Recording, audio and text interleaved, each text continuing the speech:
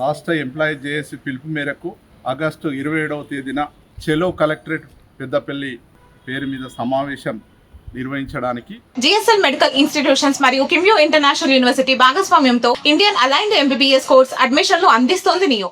ఈరోజు రామగుండం యూనిట్ జగన్ సరిత ఆధ్వర్యంలో సన్నాహక సమావేశం నిర్వహించడం జరిగింది.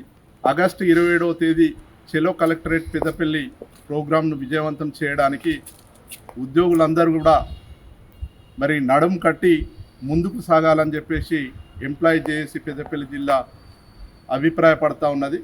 ఈరోజు 3 సంవత్సరాలు గడుస్తున్నప్పటికీ పిఆర్సీ లేదు, డిఏలు లేవు, మరి సిపిఎస్ను రద్దు చేస్తా అని మాట ఇచ్చినారు, మేనిఫెస్టోలో పెట్టినారు, మరి దాని మీద ఊసే లేదు.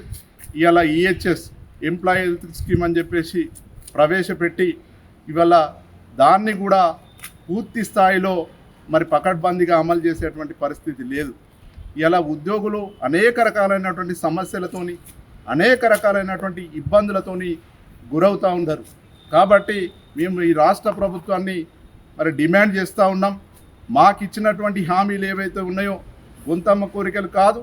ఇలా ఉద్యోగస్తులు అహర్నిశలు కష్టపడి ఇలా ప్రభుత్వ అభివృద్ధి సంక్షేమ పథకాలను ప్రజల్లోకి తీసుకుపోయి నిర్విరామంగా పనిచేస్తున్నటువంటి ఉద్యోగులకు సంబంధించినటువంటి పిఆర్సీని ప్రకటించలేదు, 6 డిఏలను ప్రకటించలేదు, ఇలా సిపిఎస్ను రద్దు చేయలేదు, ఓపీఎస్ను తీసుకురాలేదు, ఇలా ఈహెచ్ఎస్ను కూడా పకడ్బందీగా అమలు చేయట్లేదు.